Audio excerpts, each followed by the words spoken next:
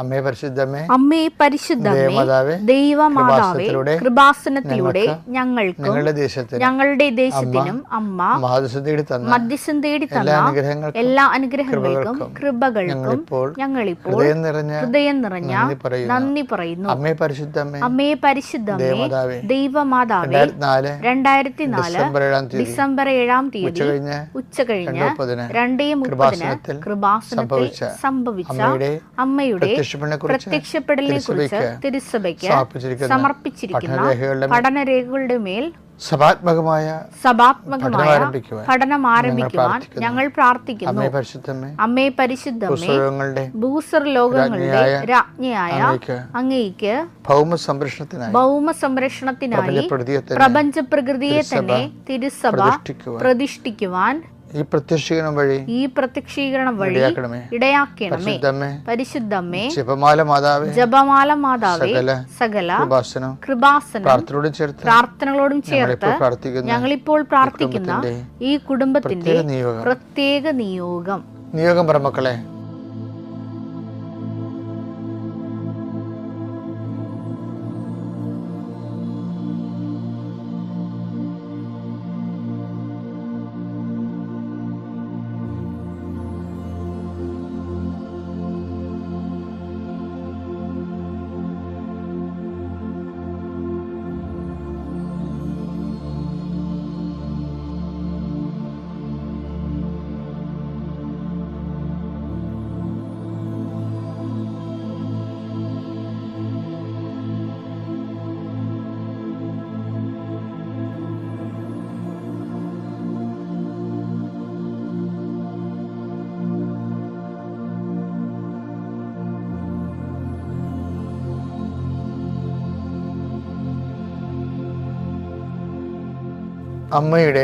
അമ്മയുടെ പ്രത്യക്ഷീകരണത്തിന്റെ ഈ അനുഗ്രഹവേളയിൽ ഞങ്ങൾക്ക് സാധിച്ചു തരുവാൻ കനിയണമേ.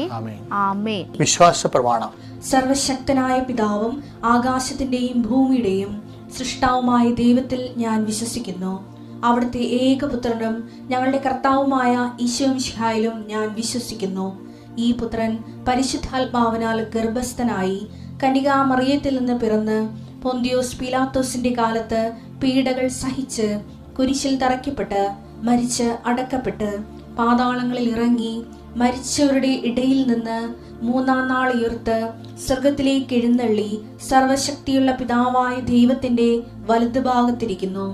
അവിടെ നിന്ന് ജീവിക്കുന്നവരെയും മരിച്ചവരെയും വിധിക്കുവാൻ വരുമെന്നും ഞാൻ വിശ്വസിക്കുന്നു. പരിശുദ്ധാത്മാവിലും ഞാൻ വിശ്വസിക്കുന്നു. വിശുദ്ധ കത്തോലിക്കാ സഭയിലും പുണ്യവാന്മാരുടെ ഐക്യത്തിലും പാപങ്ങളുടെ മോചനത്തിലും ശരീരത്തിന്റെ ഉയർപ്പിലും നിത്യമായ ജീവിതത്തിലും ഞാൻ വിശ്വസിക്കുന്നു. ആമേൻ. സ്വർഗ്ഗസ്ഥനായ ഞങ്ങളുടെ പിതാവേ, അങ്ങയുടെ നാമം പൂജിതമാകണമേ. അങ്ങയുടെ രാജ്യം വരണമേ.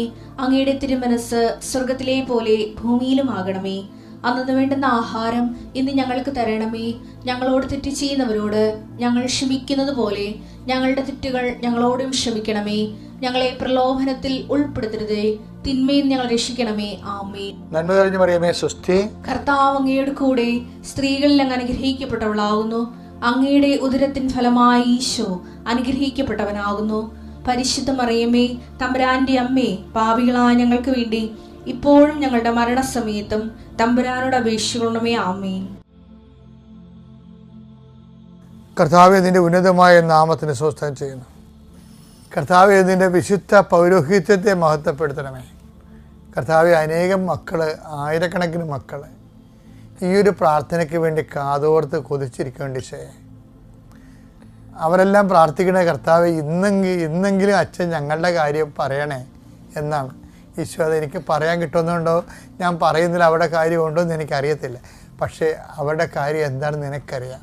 അങ്ങനെ കൊതിച്ചിരിക്കുന്നവരുടെ കാര്യങ്ങളുടെ മേൽ ദൈവമേ ഇന്നൊരു തീരുമാനം ഉണ്ടാകണമെന്ന് പ്രാർത്ഥിക്കുന്നു. കർത്താവ്, ഞാൻ നിനക്ക് മുമ്പ് എൻ്റെ ദൂതനെ അയക്കുമെന്ന് അളിച്ച കർത്താവ്, അത് നിന്റെ വാഗ്ദാനമാണ്. ഈ പ്രാർത്ഥന കൂടുന്ന മക്കളെ ദൈവത്തിൻ്റെ സാന്നിധ്യം അവരുടെ ജീവിത മണ്ഡലങ്ങളിലും ജീവിതയാത്രയിലും ഇന്നവർ ഇടപെടുന്ന ഓരോ വിഷയങ്ങളും അനുഭവിക്കാൻ ഇടയാക്കണം പ്രാർത്ഥിക്കുന്നു.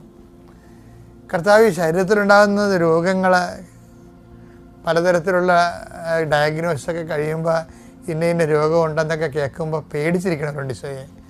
അവർക്ക് പോയി പണി നോക്കാൻ പറയണം ഈശോയെ. ഒരു പേടിക്കാൻ ആവശ്യമില്ല, അന്തിമ തീരുമാനം കർത്താവിൻ്റെതാണ് എന്ന് ബോധ്യം കൊടുത്ത് അവർക്ക് ധൈര്യം കൊടുക്കണമെന്ന് പ്രാർത്ഥിക്കുന്നു ഈശോയെ. ഈ പ്രാർത്ഥന വഴി കൃപാസനത്താറെ ജീവനോടെ പ്രത്യക്ഷപ്പെട്ട ദൈവമാതാവിൻ്റെ നിനക്ക് വേണ്ടി മധ്യസ്ഥം വഹിക്കുകയും നിൻ്റെ സങ്കടത്തിൻ്റെ കണ്ണുനീര് എങ്ങനെയാണോ മഞ്ഞ് തുള്ളികൾ സൂര്യൻ ഉദിക്കുമ്പോൾ വരണ്ട് ഉണങ്ങിപ്പോണ പോലെ നിൻ്റെ സങ്കടങ്ങളെ കർത്താവിൻ്റെ അനുഗ്രഹത്തിൻ്റെ ശക്തിയിൽ അങ്ങനെ വരണ്ടു പോകട്ടെ എന്ന് പ്രാർത്ഥിക്കുന്നു. എൻ്റെ കർത്താവിൻ്റെ ഉന്നതമായ നാമത്തിൽ സഭയുടെ സാമ്പത്തികമായ മേഖലകളിലെ വസ്തുക്കൾ വിറ്റുപോകാനും അതുപോലെ സ്ഥലങ്ങൾ വിറ്റുമാറാനും ഓരോ ആൾക്കാർ ഉള്ളത് വിറ്റിട്ട് വലിയ കടങ്ങളിൽ നിന്നും മോചിപ്പിക്കപ്പെടാൻ വേണ്ടി രാത്രിയും പകലും കടക്കാർ കൊണ്ട് പൊറുതിമുട്ടി മാതാവേ ആത്മഹത്യ ചെയ്യണമെന്ന് പോലെ ചിന്തിക്കുന്ന ആൾക്കാരുണ്ട് ഈശോയെ. അവരാരും ഒന്നും അവർക്ക് സങ്കടം. ഞാൻ 39 വർഷം അർപ്പിച്ച കുർബാന ആ കുടുംബങ്ങൾക്ക് ഇപ്പോൾ സംരക്ഷണമായിട്ട് പ്രാർത്ഥിക്കുന്നു. എൻ്റെ കർത്താവേ, അങ്ങയുടെ തിരുസന്നിധി ഞാൻ നന്ദി പറയുന്നു. ഏതെങ്കിലും ജീവിത വിഷയങ്ങൾക്ക് വേണ്ടി ഇന്ന് വേദനിക്കുന്നവർക്കും ഇന്ന് മറുപടി കിട്ടും, ഇന്ന് ദൈവം നമ്മൾ സംരക്ഷിക്കുമെന്ന് പറഞ്ഞവർക്ക് ഇന്ന് തന്നെ മറുപടി കൊടുത്തുകൊണ്ട് കർത്താവേ അവരങ്ങ് ഉറങ്ങണമെന്ന് അവരുടെ ജീവിതത്തിൻ്റെ കാര്യങ്ങൾ ഏറ്റെടുക്കണമെന്ന് പ്രാർത്ഥിച്ചുകൊണ്ട് നിത്യം പിതാവും പുത്രനും പരിശുദ്ധാത്മാവും സർവ്വേശ്വരൻ എന്നേക്കും ആമേൻ. നമ്മൾ ഈ ജപമാല നമ്മൾ എന്തുമാത്രം സഹായിക്കുന്നുണ്ടെന്നറിയാമോ? ആ ജപമാല ഒന്നാമത് ലളിതമായ പ്രാർത്ഥനയാണ്, മുഴുവനും ഭജനം തന്നെയാണ് അതിൻ്റെ അകത്തുള്ളത്. നമുക്ക് സിമ്പിളായിട്ട് പ്രാർത്ഥിക്കാൻ പറ്റും. അപ്പോൾ അതുകൊണ്ട് തന്നെ നമുക്ക് ദൈവ സംരക്ഷണം ഉറപ്പ് വരുത്തും. നമ്മുടെ വഴിയിൽ ദൈവഹിതപ്രകാരമല്ല അത് നമ്മൾ ചെയ്യാൻ പോകുന്ന ജോലി. ചിലപ്പോൾ നിങ്ങളിപ്പോൾ ഏജൻറ്റിന് കാശ് കൊടുക്കാൻ പോലും വിചാരിച്ചോ, നിങ്ങൾ അളിയൻ വിളിച്ചോ കൊണ്ടുപോകാന്ന് തിരിക്ക് വിളിക്കുക. ഇപ്പം നിൻ്റെ ഭാര്യയുടെ അളിയനെ ആരെങ്കിലും വിളിച്ചു പറഞ്ഞാൽ എളുപ്പം കൊണ്ടുപോവാ, എത്ര നേരമായി നമ്മളെ ഇപ്പം കൊണ്ടുവരാൻ പറഞ്ഞാൽ നമ്മളെ ഇടംബലം ചിന്തിക്കാതെ പൈസ കൊണ്ട് കൊടുക്കും. കാര്യം തട്ടിക്കാനുള്ളവൻ ധൃതി കാണിക്കും എപ്പോഴും. എപ്പോഴും ഓർത്തേക്കണം, തട്ടിപ്പ് ആൾക്കാർ ധൃതി കാണിക്കും. എല്ലാവരും അങ്ങനെ കാണിക്കണമെന്നല്ല, പൊതുവേ നമ്മൾ അങ്ങനെയാണ് കണ്ടുവന്നിരിക്കണത്. പിടിയോ എന്ന് പറഞ്ഞുകൊണ്ട് നമ്മളെ കൊണ്ട് ചിന്തിപ്പിക്കാൻ സമയം തരാത്തവന്മാർ നല്ല ഫ്രോഡുകളായിരിക്കും. അപ്പോൾ അങ്ങനെ നമ്മൾ 6 ലക്ഷം രൂപ കൊടുത്ത് 5 ലക്ഷം രൂപ കൊടുത്ത് അല്ലെങ്കിൽ അഡ്വാൻസ് കൊടുത്തു എന്നൊക്കെ പറയല്ലേ, പിന്നെ നമുക്ക് അരഞ്ഞ് കൂപ്പി കോടതിയിൽ പോയി നടന്ന് അവിടേക്ക് പോയ കാശ് പിടിക്കാൻ വേണ്ടി എന്ത് കഷ്ടപ്പാടാണ്. അപ്പോൾ അതുകൊണ്ട് തന്നെ ഇതൊന്നും വരാതിരിക്കാൻ വേണ്ടി ആക്രാന്തം കൊടുത്ത് നമ്മളെ പറ്റിക്കാനിരിക്കുന്ന ആൾക്കാരിൽ നിന്ന് രക്ഷപ്പെടാൻ വേണ്ടി ഏറ്റവും നല്ലതാണ്, സംരക്ഷണത്തിനുള്ളതാണ് പ്രാർത്ഥന എന്ന് പറയുന്നത്. എല്ലാം ദൈവത്തിന് സമർപ്പിച്ചു. അത് നിങ്ങൾ എന്തെങ്കിലും ഈ പൂച്ച കുരിച്ച് വരക്കണ പോലെ എന്തെങ്കിലും കാണിച്ച് പോകരുത്. ചില ആൾക്കാർക്ക് ഒരു പരിപാടിയുണ്ട്, ഇപ്പോൾ ഉടുപ്പൊക്കെ ഇട്ട് കണ്ണാടി നോക്കാൻ വേണ്ടി കുറേ നേരമൊക്കെ എടുക്കും, ഇങ്ങനെയൊക്കെ നോക്കും. പക്ഷേ കർത്താവിൻ്റെ അടുത്ത് വരുമ്പോൾ ഇതിങ്ങനെ കാണിക്കും. അപ്പം നമ്മൾക്ക് പ്രാർത്ഥനയ്ക്ക് ഉള്ള ആൾക്കാർക്ക് എപ്പോഴും നമുക്ക് പിശാചുകൾ നമ്മളെ ആക്രമിച്ചുകൊണ്ടിരിക്കും. വേളാങ്കണ്ണി പോകാൻ വേണ്ടി കയറിയാൽ മതി വണ്ടിയെ, നമ്മൾ പ്രാർത്ഥിക്കാൻ നോക്കുമ്പോൾ തന്നെ പ്രാർത്ഥന തുടങ്ങിയിട്ടുണ്ട്. ഇനിയിപ്പോൾ ഇന്നെങ്ങാനും തീരുവായത് എന്ന് അങ്ങോട്ടും ഇങ്ങോട്ടും എന്നിട്ട് അവരങ്ങോട്ടും ഇങ്ങോട്ടും ഓളിച്ചിരിച്ചുകൊണ്ടിരിക്കും. പിശാച് അപ്പം തന്നെ വണ്ടിയെ കയറുകയാണ്. അപ്പോൾ വിശ്വാസിയായി ജീവിക്കുക എന്ന് വെച്ചാൽ കുറച്ച് തൻ്റെ ഇടം കൂടി വേണം. കാര്യം ഇങ്ങനെയുള്ള ഐറ്റമൊക്കെ ഉണ്ടല്ലോ, അവർക്ക് നമ്മളെപ്പോഴും ഈടറവോടുകൂടി അവർക്ക് ലോകത്തിൻ്റെ സന്തോഷം അവർക്ക് മനസ്സിലിരിക്കണത്. അപ്പോൾ അതിനൊക്കെ അതിജീവിക്കാൻ വേണ്ടി നിന്നെ ചിലപ്പോൾ അവിടെ അഭിഷേകം ചെയ്തിരിക്കുന്നത്. അപ്പോൾ നീ നിൻ്റെ ഡ്യൂട്ടി ചെയ്യണം. അങ്ങനെ വരുമ്പോൾ ദൈവതിരുസന്നിധിയിൽ നിന്നെ പ്രതിയായിരിക്കും സംരക്ഷണം. ജപമാലയിൽ 6 നന്മ നിറഞ്ഞ മറിയം എന്നുള്ളത് 6 ദൈവവചനമാണ്. സ്വർഗസ്ഥനായ പിതാവിനും 6 ദൈവവചനമുണ്ട്. പക്ഷേ ഇനി ജപമാലയുടെ അകത്തുള്ള രഹസ്യങ്ങളെല്ലാം രക്ഷാകര സംഭവങ്ങളാണ്. കർത്താവിൻ്റെ വിശുദ്ധ രക്തത്തെ ലോകത്തെ വീണ്ടെടുത്ത സംഭവങ്ങൾ ജപമാലയിലുള്ളത്. എന്താണ് കുഴപ്പം സംഭവിച്ചതെന്ന് വെച്ച് കഴിഞ്ഞാൽ, ഈ വീട്ടിൽ പ്രായമുള്ളവർ ചൊല്ലി വക്രിച്ച് കളഞ്ഞു ജപമാല. ആ ജപമാലയുടെ ഒരു ഭക്തി, ഒരു വിശ്വാസത്തിന് ചെല്ലുന്ന ആൾക്കാരുണ്ട്. പിന്നെ വാപോയ കൊടാരി പോലെ ജപമാല ചെല്ലുന്ന ആൾക്കാർ. അങ്ങനെയൊക്കെ പിള്ളേർ കേട്ട് ഈ ജപമാലയുടെ ഒരു വില കുടുംബത്തിൽ കളഞ്ഞിട്ടുണ്ട്. അപ്പോൾ ജപമാല ഒരു വാക്ക് പിടിച്ച് നമ്മൾ ചൊല്ലിക്കണമെന്നാണെങ്കിൽ ജപമാലയേക്കാൾ വലിയൊരു പ്രാർത്ഥനയില്ല. ഇപ്പം ഞങ്ങൾക്ക് കാന നമസ്കാരം ഉണ്ടല്ലോ അച്ഛന്മാർക്ക്. അപ്പോൾ കാന നമസ്കാരം ചെല്ലിയാലും ഞാൻ ജപമാല ചെല്ലും. എൻ്റെ അപ്പുറത്ത് കര നമസ്കാരത്തിന് അപ്പുറത്ത് ഇപ്പുറത്ത് 2 ജപമാല ചൊല്ലും. എന്താ കാര്യം എന്ന് വെച്ച് കഴിഞ്ഞാൽ സമ്പൂർണ്ണ ആഹാരം എന്ന് പറഞ്ഞ ജപമാലയാണ്. കാരണം രക്ഷാകര സംഭവം മൊത്തം ഉള്ളത് ജപമാല ഇതാണ്. അപ്പോൾ അതുകൊണ്ട് തന്നെ നമ്മൾ എവിടെ പോകുമ്പോഴും ജപമാല ഒരു ദൈവത്തോട് നന്ദി പറയണം. ജപമാല തന്നതിന് എവിടെ പോകുമ്പോഴും ജപമാല നമുക്ക് ചെല്ലാം. ഇപ്പം നിങ്ങൾ കഴുത്ത് ഇടുകയും പോക്കറ്റ് ഇടുകയും ഒക്കെ ചെയ്യണമെന്ന് വെച്ചാൽ പേഴ്സിൽ വെക്കുകയും ചെയ്യണമാണ്. പേഴ്സിൽ വെക്കാൻ നമ്മൾ ആ രീതിയിൽ അതിനൊക്കെ ഒരു 5 മാർക്കാണ് ഉള്ളത് കഴുത്ത് ഇടുന്നവർ. പക്ഷെ ബാക്കി 95 മാർക്ക് എന്തിനാണ്? ജപമാല ചെല്ലുന്നതിനാണ്. ജപമാല ചെല്ലാതെ കഴുത്ത് ഇടണമെന്ന് പറഞ്ഞാൽ എന്തിനാണ്? അത് ഈ പിശാച് വരാതിരിക്കാൻ വേണ്ടി പേടിത്തൊണ്ടന്മാരെ ഇടണമാണ്. ഞാൻ അവരെ കുറ്റം പറയുകയല്ല. ഈ ജപമാല ചൊല്ലാതെ കഴുത്തെ മാത്രം ഇടുന്ന ആഭരണവും ആഡംബരവും പിന്നെ സംരക്ഷണമൊക്കെ ഇല്ലേ, അത് ആ ആൾക്കാർ ജപമാല ചൊല്ലണ കൂടി നമ്മളാണ് അത് പൂർണ്ണമാകണമെന്ന് ഓർപ്പിക്കാൻ വേണ്ടിയാണ്. ഇതിനകത്ത് 12 വചനങ്ങളുണ്ടെന്ന് ഞാൻ പറഞ്ഞില്ലേ. എന്താ കാര്യം വെച്ചാൽ റോമ 1:16 എടുത്തേ. സുവിശേഷത്തെ പറ്റി ഞാൻ ലജ്ജിക്കുന്നില്ല. എന്തെന്നാൽ വിശ്വസിക്കുന്ന ഏവർക്കും ആദ്യം യഹൂദർക്കും പിന്നീട് ഗ്രീക്കുകാർക്കും അത് രക്ഷയിലേക്ക് നയിക്കുന്ന ദൈവശക്തിയാണ്. അപ്പൊ സുവിശേഷം രക്ഷയിലേക്ക് നയിക്കുന്ന ദൈവത്തിന്റെ ശക്തിയാണ്. റോമ 1:16. ജപമാല എന്ന് പറയുന്നത് മുഴുവനും സുവിശേഷമാണ്. അപ്പോൾ ജപമാലയും രക്ഷയിലേക്ക് നയിക്കുന്ന ദൈവത്തിൻ്റെ ശക്തി. രക്ഷ എന്ന് പറഞ്ഞാൽ ക്രിസ്തു അല്ലേ. അപ്പോൾ ജപമാല നമ്മളെ നയിക്കണമെങ്കിൽ ക്രിസ്തുവിലേക്കാണ് നയിക്കണത്. ഓക്കെ അല്ലേ? പേടകമായ പരിശുദ്ധ അമ്മ ജീവനോടെ പ്രത്യക്ഷപ്പെട്ട പരിശുദ്ധമായ ഈ അൾത്താരയിൽ വന്നു നിന്ന് സാക്ഷ്യം പറയുന്നതിനുള്ള കൃപ ലഭിച്ചതിനോർത്ത് എൻ്റെ ഈശോയ്ക്കും എൻ്റെ അമ്മ മാതാവിനും കൊടാനുകോടി നന്ദി പറയുന്നു. ഞാൻ ഹാൻസി ജിമ്മി ഗുജറാത്തിലെ അഹമ്മദാബാദിൽ നിന്ന് വരുന്നു. നാട്ടിൽ തൃശ്ശൂരാണ് വീട്. ഇത് എൻ്റെ ജീവിത പങ്കാളി ജിമ്മി. 2019 ഞാൻ ആദ്യമായി കൃപാസനം മാതാവിനെക്കുറിച്ച് കേൾക്കുന്നത്. എൻ്റെ ഭർത്താവിന് കമ്മ്യൂണിറ്റി അക്വയർഡ് ന്യൂമോണിയ ആയിരുന്നു. അത് വളരെ സീരിയസ് ആയിരുന്നു. എങ്കിലും ദേവമാതാവ് ഞങ്ങളെ രക്ഷിച്ച് വീട്ടിൽ വന്നു. അത് കഴിഞ്ഞിട്ട് ആൾക്ക് ഭയങ്കര ചുമ തുടങ്ങി. 2.5-3 മാസത്തോളമായിരുന്നു ചുമ. ഒരു ദിവസം എൻ്റെ ഒരു കൂട്ടുകാരി ഷൈനി എൻ്റെ വീട്ടിൽ വന്നിരുന്നു. അപ്പോൾ ഈ ചുമ കണ്ടിട്ട് അവൾ പറഞ്ഞു, കൃപാസനം മാതാവ് ഉണ്ട്, അവിടെ ലൈറ്റ് കാൻഡിൽ പ്രയറിട്ട് പ്രാർത്ഥിച്ചാൽ നിങ്ങൾക്ക് സുഖം പ്രാപിക്കാം എന്ന് പറഞ്ഞു. അപ്പോൾ ഞാൻ അതുപോലെ തന്നെ ലൈറ്റ് കാൻഡിൽ പ്രയറിട്ട് പ്രാർത്ഥിച്ചു. അതിനുശേഷം ഒരു 3-4 ദിവസം കഴിഞ്ഞപ്പോൾ എൻ്റെ ജീവിത പങ്കാളി വേറൊരു ഡോക്ടറെ കാണാനായിട്ട് പോയി. എന്നിട്ട് ആ ഡോക്ടറുടെ അടുത്ത് പോയി എല്ലാ ടെസ്റ്റുകളും കാര്യങ്ങളെല്ലാം ചെയ്ത് കഴിഞ്ഞപ്പോൾ എല്ലാ മരുന്നുകളും എല്ലാം വാങ്ങി വന്നു. അതിനുശേഷം അന്ന് രാത്രി തന്നെ മരുന്നുകളൊക്കെ കഴിക്കുന്നതിന് മുന്നേ തന്നെ സ്വിച്ച് ഓഫ് ചെയ്ത മാതിരി ആ ചുമ നിന്നുപോയി. ഇത് തീർച്ചയായും പരിശുദ്ധ അമ്മ വഴി എനിക്ക് ഈശോ തന്ന വലിയ അനുഗ്രഹമാണെന്ന് ഞാൻ വിശ്വസിക്കുന്നു. അതിനെ അമ്മ മാതാവിനും എൻ്റെ തിരുക്കുമാരനും കൊടാനുകോടി നന്ദി പറയുന്നു. അതുപോലെ തന്നെ ഒരു കാര്യം കൂടി ഞങ്ങൾക്കുണ്ടായി. ഞങ്ങൾ ഈ പനിയും ചുമയും ഇതെല്ലാം കാരണം, ന്യൂമോണിയ കാരണം ആൾ VRS എടുക്കാനായിട്ട് തീരുമാനിച്ചു. അന്നേരം ബാക്കി കാര്യം ഹസ്ബൻഡ് പറയും. 2019 അവസാനത്തോടു കൂടിയാണ് ഞാൻ എൻ്റെ VRS സമർപ്പിക്കുന്നത്. അപ്പോൾ ആ VRSൻ്റെ ഇതനുസരിച്ച് എനിക്ക് ഫെബ്രുവരി എൻഡോടുകൂടി എനിക്ക് അവിടുന്ന് റിലീവ് ആവേണ്ടതാണ്. പക്ഷേ ഞാൻ റീജിയണൽ ഓഫീസിലായിരുന്നതുകൊണ്ടും ഒരു ഡിപ്പാർട്ട്മെൻറ്റിൻ്റെ ഹെഡായിരുന്നതുകൊണ്ടും റീജിയണൽ മാനേജർ അതിന് പകരം എനിക്ക് മെമ്മോ ആണ് തന്നത്. അപ്പോൾ മെമ്മോയുടെ റിപ്ലൈയും അതിൻ്റെ ചാർജ് ഷീറ്റുമായിട്ട് എൻ്റെ VRS നീട്ടിക്കൊണ്ടുപോവുക എന്നുള്ളൊരു ഉദ്ദേശത്തോടു കൂടിയാണ് അയാളത് ചെയ്തത്. അങ്ങനെ തന്നെ ഞാൻ വീട്ടിൽ വന്നു കഴിഞ്ഞിട്ട് ഹാൻസിയോട് പറഞ്ഞു, ഇങ്ങനെയാണ് സംഭവം ഉണ്ടായിരിക്കുന്നത്, അതുകൊണ്ട് നീ മാതാവിനെ വിളിച്ച് പ്രാർത്ഥിക്കാൻ തുടങ്ങുക. അങ്ങനെ അവൾ ലൈറ്റ് ഓഫ് കാൻഡിൽ ഇട്ടുകൊണ്ട് പ്രാർത്ഥിക്കാൻ തുടങ്ങി. ഞാൻ എൻ്റെ മെമ്മോൻ്റെ റിപ്ലൈ ഞാൻ കൊടുത്തെങ്കിൽ ഞാൻ പറഞ്ഞു, എനിക്ക് ഇത് ഇപ്പോഴും ഡൗട്ടാണ് അവരെന്നെ റിലീവ് ചെയ്യുമെന്നുള്ളത്, നീ എൻ്റെ വളരെ ശക്തമായിട്ട് തന്നെ പ്രാർത്ഥന തുടരണമെന്ന് പറഞ്ഞു. അങ്ങനെ ഇരിക്കെ ഞാൻ എൻ്റെ മെമ്മോയ്ക്ക് റിപ്ലൈ കൊടുത്തു. ഒരു അത്ഭുതം എന്നതുപോലെ ഞങ്ങളുടെ റീജിയണൽ ഓഫീസിൻ്റെ മുകളിലുള്ള സോണൽ ഓഫീസിലെ സോണൽ മാനേജർ വിളിച്ച് റീജിയണൽ മാനേജരോട് പറയാണ്, ഈ മെമ്മോ നിങ്ങൾ ക്ലോസ് ചെയ്ത് ചാർജ് ഷീറ്റൊന്നും കൊടുക്കണ്ട, അതേ ദിവസം തന്നെ അവന് റിലീവ് ചെയ്യാൻ പറഞ്ഞു.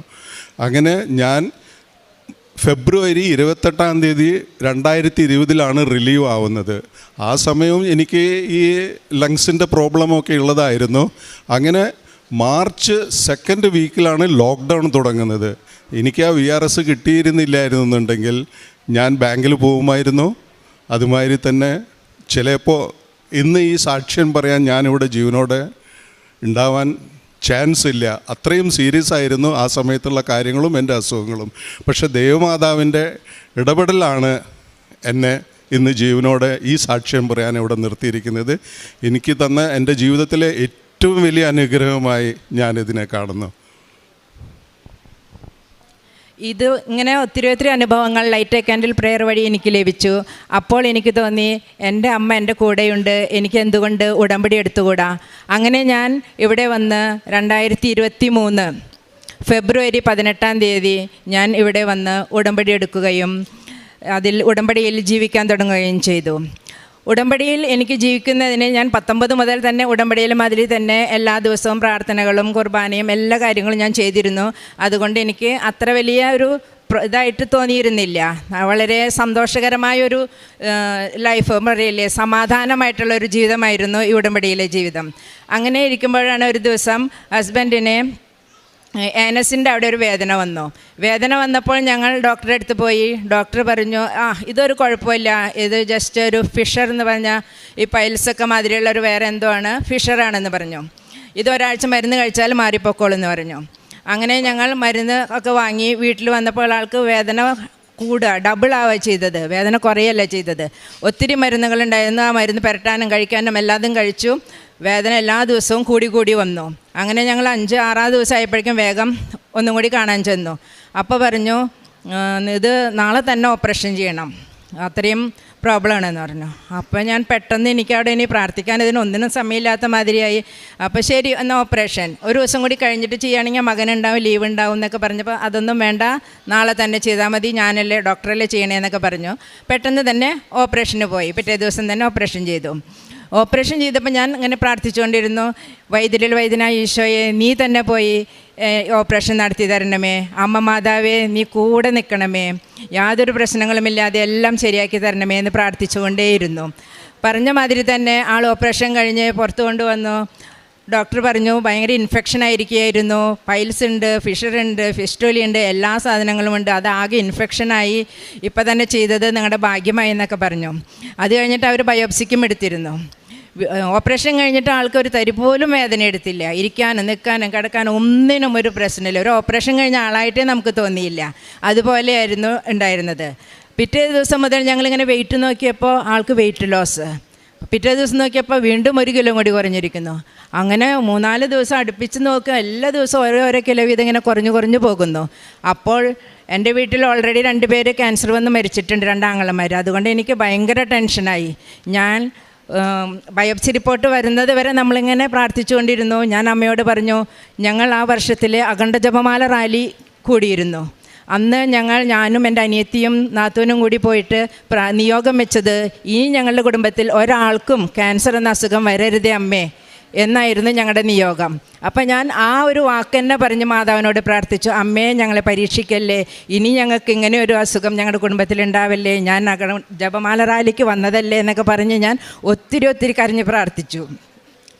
അതിൻ്റെ ഫലമായി 12 ദിവസം കഴിഞ്ഞിട്ടപ്പോൾ ഞങ്ങൾക്ക് റിപ്പോർട്ട് കിട്ടുന്നത് അത് നെഗറ്റീവായി വന്നു. അമ്മ മാതാവിനും എൻ്റെ തിരുക്കുമാരനും കൊടാനുകൂടി നന്ദി പറയുന്നു. അതുപോലെ തന്നെ കൊച്ചു കാര്യങ്ങൾ ഒത്തിരി ഉണ്ടായിട്ടുണ്ട്. ആളുടെ കാലിൽ 15-18 വർഷമായിട്ടുണ്ടാവും ഇങ്ങനെ കടിച്ച് മാന്തയും തടിച്ച് ഇങ്ങനെ കറുപ്പ് നിറം വരും അവിടെ മുഴുവനും. 2 കാലിലും നിറയായിരുന്നു, ഏത് നേരം ചൊറിച്ചിലായിരുന്നു. അപ്പോൾ ഞാൻ അവിടെ മുഴുവനും ഈ ഉടമ്പടി തൈലം പുരട്ടുകയും ഉപ്പ് കഴിക്കാൻ കൊടുക്കുകയും ചെയ്ത് പ്രാർത്ഥിച്ചു. എന്നും വിശ്വാസപ്രമാണവും ഉടമ്പടി തൈലം എല്ലാമായി പ്രാർത്ഥിച്ചതിൻ്റെ ഫലമായി പരിപൂർണമായി ആ 2 കാലുകളും ക്ലിയറായി, മുഴുവൻ കറുപ്പ് നിറവുമൊക്കെ മാറി, പഴയതുപോലെ ആ കാലായി മാറി. ഇതിനും ഞാൻ എൻ്റെ അമ്മ മാതാവ് വഴി ഈശോ തന്ന അനുഗ്രഹമാണെന്ന് ഞാൻ എല്ലാവരുടെ അടുത്തും ഞാൻ പറയാൻ തയ്യാറാണ്. എല്ലാവരോടും പറയുന്നു, അമ്മയ്ക്കും തിരുക്കുമാരനും നന്ദി പറയുന്നു. പിന്നെ ഞങ്ങളുടെ വീട് 13 വർഷം മുന്നേ ഞങ്ങൾ നാട്ടിൽ തൃശ്ശൂരിൽ ഒരു വീട് വാങ്ങിയിരുന്നു. അന്നേരം ജസ്റ്റ് ഞങ്ങൾ ഒരു രജിസ്ട്രേഷൻ കഴിഞ്ഞു, ഞങ്ങൾ പോയി. പിന്നെ ഞങ്ങൾ ജോലിക്കാരായിരുന്നു, അത്ര പെട്ടെന്ന് നമുക്ക് ലീവ് കിട്ടി ഇവിടെ വന്ന് കാര്യങ്ങൾ ചെയ്യാൻ സമയമുണ്ടായിരുന്നില്ല. പിന്നെ അത് കാര്യം മറന്നുപോയെന്നും പറയാം. ഇപ്പോൾ ഞങ്ങൾ റിട്ടയർ ആയപ്പോൾ ഞങ്ങളിവിടെ വന്ന് എല്ലാ കാര്യങ്ങളും ചെയ്യാനായിട്ട് നോക്കി, അതിൻ്റെ പേപ്പേഴ്സ് ക്ലിയർ ആക്കാനായിട്ട്. അപ്പോൾ ഒരു ഏജൻസിയെ സമീപിച്ചപ്പോൾ അവർ പറഞ്ഞു, ഇതിന് ഒത്തിരി ബുദ്ധിമുട്ടായിരിക്കും, നിങ്ങൾ എത്ര വർഷത്തിന് ശേഷമാണ് ചെയ്യണതെന്നൊക്കെ പറഞ്ഞ് ഒത്തിരി പൈസയാവും, അങ്ങനെ ഇങ്ങനെയെന്നൊക്കെ പറഞ്ഞു. അപ്പോൾ ഞാൻ ഉടമ്പടി എടുത്തതല്ലേ, ഞാൻ പറഞ്ഞു നമുക്ക് ജനസേവന കേന്ദ്രം അങ്ങനെ എന്തൊക്കെ ഉണ്ടല്ലോ, അവിടെയൊക്കെ പോയി നമുക്ക് മാതാവിൻ്റെ ഉപ്പിട്ട് പ്രാർത്ഥിക്കാം, എന്നിട്ട് നോക്കട്ടെ, എന്നിട്ടൊക്കെ മതി ഏജൻസിയും ഇതൊക്കെ എന്ന് പറഞ്ഞ് ഞാൻ ധൈര്യമായി ഞാൻ ഓരോ ഓഫീസുകളിലും പോയി അവിടെയൊക്കെ ഞാൻ ഉപ്പും ഇട്ട് വിശ്വാസ പ്രമാണം ചൊല്ലി ഞാൻ പ്രാർത്ഥിച്ചു. അതിൻ്റെ ഫലമായി വിതിൻ എത്രയോ കുറവ് ദിവസം, ഇവരൊക്കെ പറഞ്ഞ് 6 ദിവസം എടുക്കും ഈ ഒരു സർട്ടിഫിക്കറ്റ്. എന്തൊക്കെ സർട്ടിഫിക്കറ്റാന്ന് പറഞ്ഞാൽ കടബാധ്യത സർട്ടിഫിക്കറ്റ്, പൊസഷൻ സർട്ടിഫിക്കറ്റ്, ടാക്സുകളുടെ സർട്ടിഫിക്കറ്റ്, ബിൽഡിംഗ് സർട്ടിഫിക്കറ്റ്, പിന്നെ നമ്മുടെ പേരിലാക്കണം, ഇലക്ട്രിക് ബില്ല് പേരിലാക്കണം, വാട്ടർ, അങ്ങനെ ഒത്തിരി പേപ്പേഴ്സ് ഉണ്ടായിരുന്നു. അതെല്ലാതും നമ്മൾ പോകണോ ഏതോ ഓഫീസിൽ പോയോ അന്നേ ദിവസം തന്നെ അല്ലെങ്കിൽ പിറ്റേ ദിവസം മാക്സിമം എല്ലാ കാര്യങ്ങളും എനിക്ക് ശരിയായി കിട്ടി. അപ്പോൾ അത് ഞാൻ തീർച്ചയായിട്ടും ഞാൻ വിശ്വസിക്കുന്നു, ഇതൊക്കെ അമ്മ മാതാവിൻ്റെ സമയച്ചുരുക്കം എന്നൊരു അനുഗ്രഹം. അതായത് മാതാവ് എപ്പോഴും എന്നോട് കൂടെ ഉണ്ടായിരുന്നു, ഇപ്പോഴുമുണ്ട്. ആ ഒരു സന്തോഷം എനിക്ക് എപ്പോഴുമുണ്ട്. അതുപോലെ തന്നെ ഞങ്ങൾക്ക് അഹമ്മദാബാദിൽ 60 വർഷം പഴയ തറവാടുണ്ട്. അത് എൻ്റെ തറവാടായിരുന്നു. അപ്പച്ചൻ വാങ്ങിച്ച വീടാണ്. അത് ഭാഗത്തിൽ എനിക്കാണ് കിട്ടിയത്. അത് ഒത്തിരി പഴക്കമുള്ളതും ആ സമയത്ത് അപ്പച്ചൻ വാങ്ങിച്ച കാരണം അതിനൊരു പേപ്പേഴ്സും ഉണ്ടായിരുന്നില്ല. അതൊക്കെ എന്ന് പറഞ്ഞു കഴിഞ്ഞാൽ അത് വിൽക്കാനും ആരും വാങ്ങിക്കാനും ആരും വരുന്നുണ്ടായിരുന്നില്ല. അങ്ങനെ ഞാൻ എൻ്റെ ഭാര്യ ആൻസി എന്നും ഉടമ്പടി പ്രാർത്ഥന ചെല്ലുമ്പോൾ ആ പ്രാർത്ഥനയിൽ ചെല്ലുമായിരുന്നു, ഈ ഉടമ്പടിയുടെ എൻ്റെ കുടുംബാംഗങ്ങളുടെയും ഇത് കേൾക്കണമെന്നുള്ളത്. അപ്പം ഞാൻ വിചാരിച്ചു എന്തുകൊണ്ട് എനിക്ക് ഇതിൽ പങ്കാളിയായിക്കൂടാ. അങ്ങനെ തന്നെ ഞാൻ ഒരു ദിവസം ഇങ്ങനെ പ്രാർത്ഥിക്കുകയാണ്, ഇത് ശരിയാവാന്നുണ്ടെങ്കിൽ ഞാൻ ഈ വർഷത്തെ അഖണ്ഡ ജപമാലയിൽ ഒക്ടോബറിലെ മാതാവിൻ്റെ അഖണ്ഡ ജപമാലയിൽ പങ്കെടുക്കാം, മാതാവ് എൻ്റെ വീടൊന്ന് വേഗം വിറ്റു തരണമെന്നുള്ളത്. 15 ദിവസത്തിനുള്ളിൽ അത് വാങ്ങിക്കാൻ ആൾ വന്നു എന്നുള്ളതാണ്. അതുമാതിരി തന്നെ 60 വർഷമായിട്ട് അതിൻ്റെ പേപ്പറൊന്നും ക്ലിയർ ആവാതെ ഇരുന്നിരുന്ന പേപ്പറുകൾ 1 മാസത്തിനുള്ളിൽ എല്ലാ പേപ്പറും ക്ലിയർ ആവുകയും ഞാൻ വിചാരിച്ചേക്കാളൊക്കെ ഒത്തിരി വില കൂടുതലിന് ആ വീട് വിൽക്കുവാൻ എനിക്ക് സാധിച്ചു. അത് തീർച്ചയായിട്ടും അമ്മയുടെ ഇടപെടലാണ്, മാതാവിൻ്റെ ഇടപെടലാണ് എന്ന് ഞാൻ ശക്തമായി വിശ്വസിക്കുന്നു. ഇന്നും വിശുദ്ധ കുർബാനയിൽ പങ്കെടുക്കുന്നതിനും കുടുംബ പ്രാർത്ഥനയും അതിന് പ്രാധാന്യം കൊടുത്ത്, അല്ലെങ്കിൽ നമ്മൾ എന്തെങ്കിലും ഒരു ദിവസം എന്തെങ്കിലും ഫംഗ്ഷന് പോയി വന്നാൽ ഇന്ന് കുടുംബ പ്രാർത്ഥന വേണ്ട, അങ്ങനെയൊക്കെ ആയിരുന്നു പണ്ട്. പക്ഷേ ഇപ്പോൾ എവിടേക്ക് ഉണ്ടായാലും എത്ര ഗസ്റ്റ് വീട്ടിൽ വന്നാലും കുടുംബ പ്രാർത്ഥന ഞങ്ങൾ മുടക്കുന്നില്ല.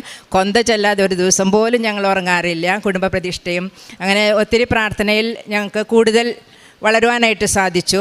അത് രണ്ടുപേരും, ഞാൻ മാത്രമല്ല, ഞാൻ ആവശ്യപ്പെടാതെ തന്നെ എൻ്റെ ജീവിത പങ്കാളിയും എല്ലാ കാര്യങ്ങളിലും എന്നോട് കൂടെ, പള്ളിയിൽ പോകാനും പ്രാർത്ഥനയ്ക്കും ഞാൻ മറന്നാൽ പോലും ആളാണ് എന്നെ ഓർമ്മപ്പെടുത്തുക, ഇന്ന് പ്രാർത്ഥന ചൊല്ലിയോ, എല്ലാ കാര്യങ്ങൾക്കും എൻ്റെ കൂടെ എൻ്റെ ജീവിത പങ്കാളി വന്നതിൽ എനിക്ക് മാതാവിനോട് ഒത്തിരി നന്ദിയുണ്ട്. പിന്നെ ഞാൻ കാരുണ്യ പ്രവൃത്തികളായിട്ട് ചെയ്തത്, അവിടെ ഞങ്ങൾ ഗുജറാത്തിലെ സിവിൽ ഹോസ്പിറ്റൽ ക്യാൻസർ ഡിപ്പാർട്ട്മെൻറ്റിലെ കുട്ടികളുടെ മാത്രമായിട്ടുള്ളൊരു വിഭാഗമുണ്ട്.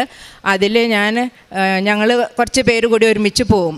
എന്നിട്ട് അവിടെ കുട്ടികൾ വിസിറ്റ് ചെയ്യലും. അപ്പോൾ ഞാൻ ഓരോ കുട്ടികളോടും പ്രത്യേകം ചോദിക്കും, നിങ്ങൾക്ക് എന്താണ്, എവിടെയാണ്, എങ്ങനെയാണ് പ്രോബ്ലം, എങ്ങനെയുണ്ടായി, അങ്ങനെ ഓരോ കാര്യങ്ങൾ ഇങ്ങനെ ചോദിച്ചറിയും. അപ്പോൾ അവർക്ക് അതൊക്കെ കേൾക്കുമ്പോൾ അവരെക്കുറിച്ചിട്ട് ചോദിക്കാനും പറയാനും ആരെങ്കിലും ഉണ്ടോ, അങ്ങനെ തന്നെ ഒരാളും അവിടെ വരില്ല അങ്ങനത്തെ ഇങ്ങനെ കാര്യങ്ങളായിട്ട്. പിന്നെ അവർക്ക് വല്ല ഭക്ഷണ സാധനങ്ങളൊക്കെ അത് ഞങ്ങൾ കൊടുക്കുമായിരുന്നു. ക്രിസ്മസ് ആകുമ്പോൾ ക്രിസ്മസ് ഫാദറായി അങ്ങനെ എല്ലാവരും വന്ന് അവർക്കൊരു സന്തോഷം. കൊച്ചുകുട്ടികൾക്ക് ഡ്രോയിങ് ബുക്കും പെൻസിലും കളർ പെൻസിലും അതുകളൊക്കെ കൊടുക്കലും ബോൾ കൊടുക്കലും അങ്ങനെയൊക്കെയായി 6 മാസമുള്ള കുട്ടികൾ, 3 മാസം, 6 മാസം, 10 മാസമൊക്കെയുള്ള കുട്ടികൾ വരെ അവിടെയുണ്ട്. ഞാനാകെ ഞെട്ടിപ്പോയി. ഈ കുട്ടികളൊക്കെ എന്ത് ഭക്ഷണം കഴിച്ചിട്ടും എവിടെ പോയിട്ട് എങ്ങനെയാണ് ഇവർക്കൊക്കെ ഇത് വന്നേ. അപ്പം ഞാൻ അവരുടെ അടുത്ത് പറയും, നിങ്ങളിങ്ങനെ പ്രാർത്ഥിക്ക്, ദൈവനാമം മഹത്വപ്പെടാൻ വേണ്ടിയിട്ടാണ് ഈ കുട്ടികൾക്ക് ഈ അസുഖം വന്നിരിക്കുന്നത്, നിങ്ങൾ പേടിക്കൊന്നും വേണ്ട. എല്ലാവരോടും ഞാൻ ഒത്തിരി പേരെ അടുത്ത് ഞാൻ പേഴ്സണലായി ചെന്ന് സംസാരിച്ച് അവർക്ക് സഹായം വേണ്ടവർക്ക് സഹായം കൊടുക്കാനും എല്ലാ കാര്യങ്ങളും ഞങ്ങൾ ചെയ്തിരുന്നു. പിന്നെ കുറേ അവിടെ കാരുണ്യ പ്രവൃത്തികൾക്കായിട്ട് ഇങ്ങനെ ഒരു മെൻ്റൽ ഇതായിട്ടുള്ള വീടുകൾ, പിന്നെ വനിതകൾ മാത്രം താമസിക്കുന്ന സ്ഥലങ്ങൾ, പിന്നെ നോക്കാനും പറയാൻ ആളുകളില്ലാത്തവർ, അങ്ങനത്തെ ഷെൽട്ടർ ഹോമുകളൊക്കെ ഉണ്ടല്ലോ, അവിടെയൊക്കെ പോയി ഞങ്ങൾ അന്നദാനം ചെയ്യുമായിരുന്നു. പിന്നെ വഴിയോരത്തിരിക്കുന്നവർക്ക് സാരി വിതരണം ചെയ്യാനും ഭക്ഷണം എല്ലാ ആഴ്ചയും പോയി അവർക്ക് എന്തെങ്കിലും ഇപ്പോൾ ഭക്ഷണമായിട്ട് കൊടുക്കാൻ പറ്റുമെങ്കിൽ ഇപ്പോൾ ബ്രെഡോ ബിസ്ക്കറ്റ് അങ്ങനെയെങ്കിലും എല്ലാ ആഴ്ചയിലും ചെയ്യാനായിട്ട് എനിക്ക് സാധിച്ചിട്ടുണ്ട്. പിന്നെ പ്രേക്ഷിത പ്രവർത്തനമായിട്ട് ഞാൻ ഇവിടെ നിന്ന് എല്ലാ ലാംഗ്വേജിലും, ഇപ്പോൾ ഇംഗ്ലീഷിലും ഗുജറാത്തിയിലും മലയാളത്തിലും എല്ലാമുള്ള പത്രങ്ങൾ ഇവിടെ നിന്ന് വാങ്ങി 5 കെട്ടും 6 കെട്ടും വീതമൊക്കെ വാങ്ങിപ്പോയിട്ട് അവിടെ ഓരോരുത്തരോടും പറഞ്ഞു കൊടുക്കും. പ്രാർത്ഥിച്ചും നല്ല സന്തോഷത്തോടു കൂടി, ഞാൻ അഭിമാനത്തോടു കൂടിയാണ് ഞാൻ കൊടുത്തിരുന്നത്. ഞാനൊരു ടീച്ചറായിരുന്നു. അപ്പോൾ എല്ലാവരുടെ മുന്നിലും ഇങ്ങനെ ചെന്ന് പറയുമ്പോൾ ആൾക്കാർ ഇവർക്ക് എന്താണ് ഇങ്ങനെ എന്നൊക്കെ വിചാരിക്കും എന്നൊക്കെ ആദ്യം മനസ്സിൽ വിചാരിച്ചിരുന്നു. പക്ഷേ എനിക്ക് തോന്നി എല്ലാ മാതാവിനെ കുറിച്ചിട്ട് ഇങ്ങനെ പറയുമ്പോൾ നമുക്കതിൽ അഭിമാനമല്ലേ. അപ്പോൾ പള്ളിയിലായാലും പുറത്തായാലും ഓരോ വീടുകളിൽ പോയിട്ടും ഞാൻ പത്രം കൊടുക്കാറുണ്ട്.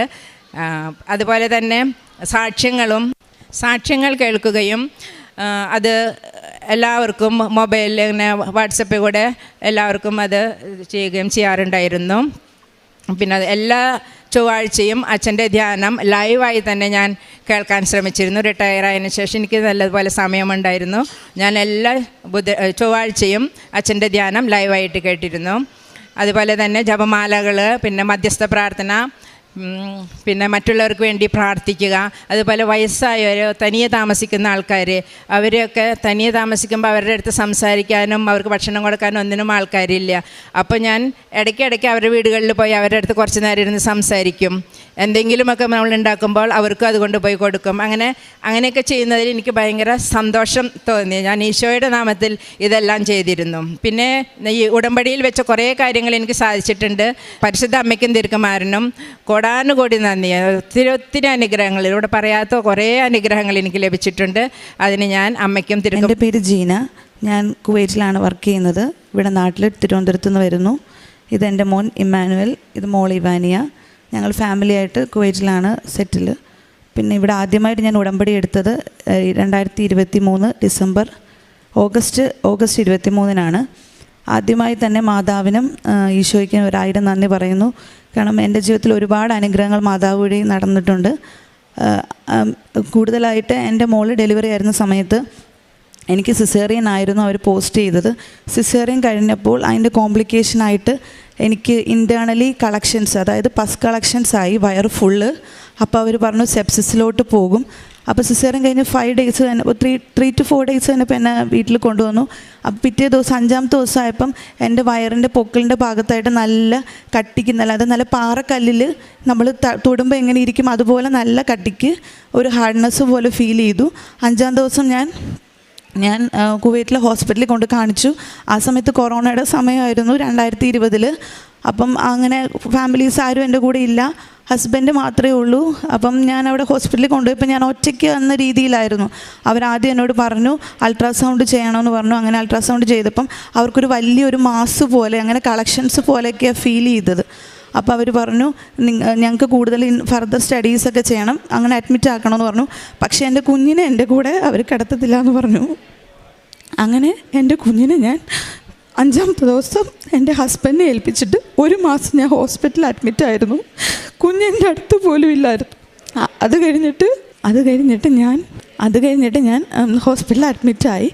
അപ്പോഴത്തേക്കും അവർ പറഞ്ഞു ഫസ്റ്റ് അവർക്ക് 2ാമത് സിസേറിയൻ സൈറ്റ് അവർക്ക് ഓപ്പൺ ചെയ്യണമെന്ന് പറഞ്ഞു. അപ്പോൾ അവർ പറഞ്ഞു, ഹസ്ബൻഡിനോട് പറഞ്ഞു കൺസെൻ്റൊക്കെ എടുത്തു 2ാമത് സിസേറിയൻ സൈറ്റ് ഓപ്പൺ ചെയ്യാനായിട്ട്. അപ്പോഴത്തേക്കും എൻ്റെ മമ്മിയും എൻ്റെ ഹസ്ബൻഡിൻ്റെ അമ്മയും ഇവിടെ ഒന്ന് ഉടമ്പടി ഓൾറെഡി എടുത്തിട്ടുണ്ടായിരുന്നു.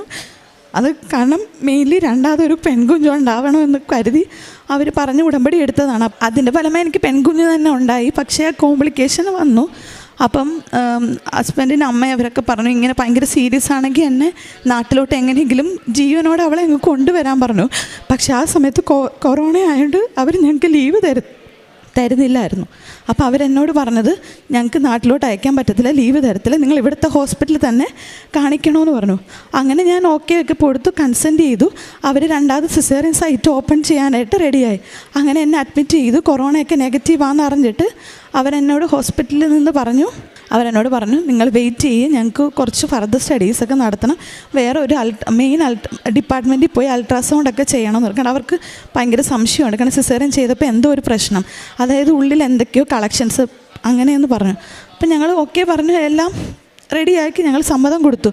അത് കഴിഞ്ഞപ്പോൾ എൻ്റെ മമ്മിയാണെങ്കിൽ ഞാൻ വെക്കേഷന് കൊറോണയ്ക്ക് മുമ്പേ വന്ന സമയത്ത് എനിക്ക് ഇവിടെ നിന്ന് ഉടമ്പടി എടുത്തിട്ട് തന്ന തൈലം എൻ്റെ കയ്യിലുണ്ടായിരുന്നു.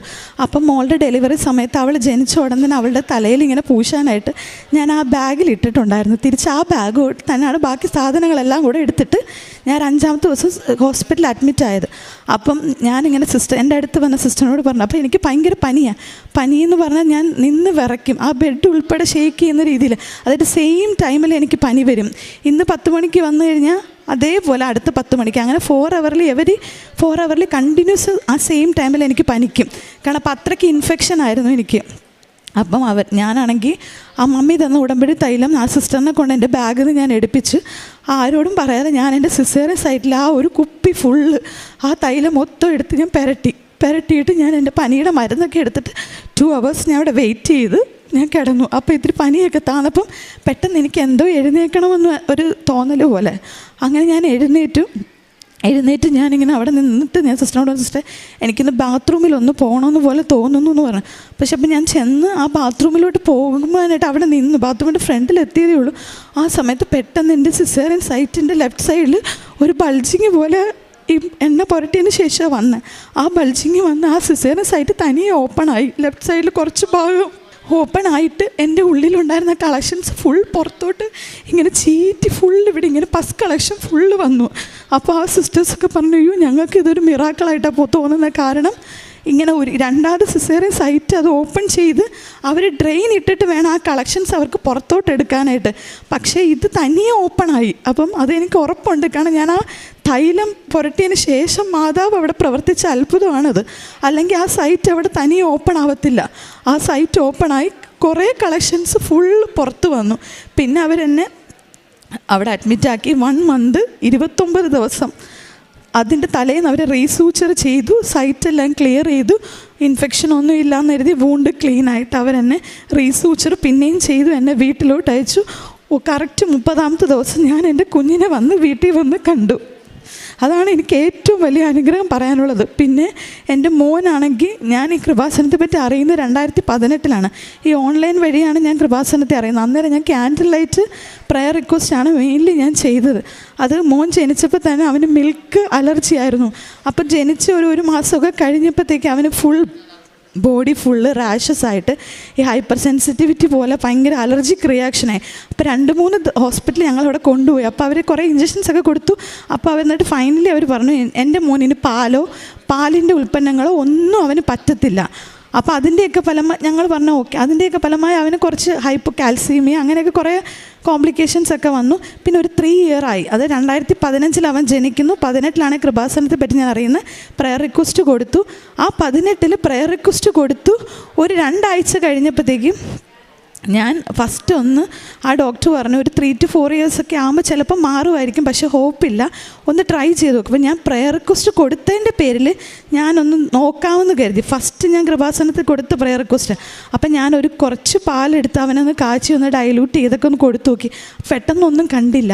പിന്നെ ഞാൻ കുറച്ച് ക്വാണ്ടിറ്റി കൂട്ടി ഇങ്ങനെ കൊടുത്തു നോക്കിയപ്പോൾ അങ്ങനെ പാലിൻ്റെ അലർജി അവനില്ല. പിന്നെ പാലിൻ്റെ പ്രോഡക്റ്റ്സ് ഇങ്ങനെ ഓരോന്ന് കുറച്ച് അങ്ങനെ ഓരോ പ്രോഡക്റ്റ്സ് കൊടുത്തു, ചീസ് അങ്ങനെയൊക്കെ കൊടുത്തപ്പോൾ അവന് കംപ്ലീറ്റ്ലി ആ അലർജി മൊത്തത്തിൽ മാറി. മിൽക്ക് അലർജിയേ ഇല്ല. ഇപ്പോൾ 9 വയസ്സ് 8 മാസമായി. മിൽക്ക് അലർജി അവൻ്റെ ജീവിതത്തിൽ വന്നിട്ടില്ല. അവനിപ്പോൾ എല്ലാ മിൽക്ക് പ്രോഡക്റ്റ്സും അവൻ യൂസ് ചെയ്യുന്നുണ്ട്. പിന്നെ മോളുടെ കാര്യമാണെങ്കിൽ എൻ്റെ അമ്മായിയമ്മയും മമ്മിയും കൂടി ഇവിടെ വന്ന് ഉടമ്പടി എടുത്തായിരുന്നു. ഇവനുണ്ടായ 5 വർഷത്തിന് ശേഷമാണ് മോളുണ്ടായത്. അപ്പോഴത്തേക്കും അവർ മെയിൻലി പ്രാർത്ഥനയിൽ ഉടമ്പടി എടുത്ത് 2 പേരും ഒരേ ഉടമ്പടിയാണ് വെച്ചത്. കാരണം ഒരു പെൺകുഞ്ഞുണ്ടാവണം. ഹസ്ബൻഡ് വീട്ടിൽ ചേച്ചിക്ക് 2 ആൺപിള്ളേരാണ്. അപ്പം അവിടെ പെൺകുഞ്ഞില്ല. അപ്പോൾ അവർ 2 പേരും പ്രാർത്ഥിച്ചായിരുന്നു ഒരു പെൺകുഞ്ഞിന് വേണ്ടി. അപ്പോൾ അതുപോലെ തന്നെ എനിക്കൊരു പെൺകുഞ്ഞ് തന്നെ 2ാമത് ജനിച്ചതും പെൺകുഞ്ഞ് തന്നെ ആയിരുന്നു. പിന്നെയെന്ന് പറഞ്ഞാൽ ഈ ഉടമ്പടിയിലൂടെ തന്നെ ഞാൻ എന്നും പ്രാർത്ഥിക്കുമായിരുന്നു. കാരണം എനിക്ക് എപ്പോഴും ഒരു വെക്കേഷൻ കിട്ടില്ല. 2 ഇയർ അല്ലെങ്കിൽ 1.5 ഇയേഴ്സ് കൂടുമ്പോഴാണ് ഞാൻ വെക്കേഷനിൽ വരുന്നത്. വരുമ്പം ഞാൻ ഇവിടെ കൃപാസനം ചെയ്തത് എൻ്റെ 3ാമത്തെ വിസിറ്റാണ്.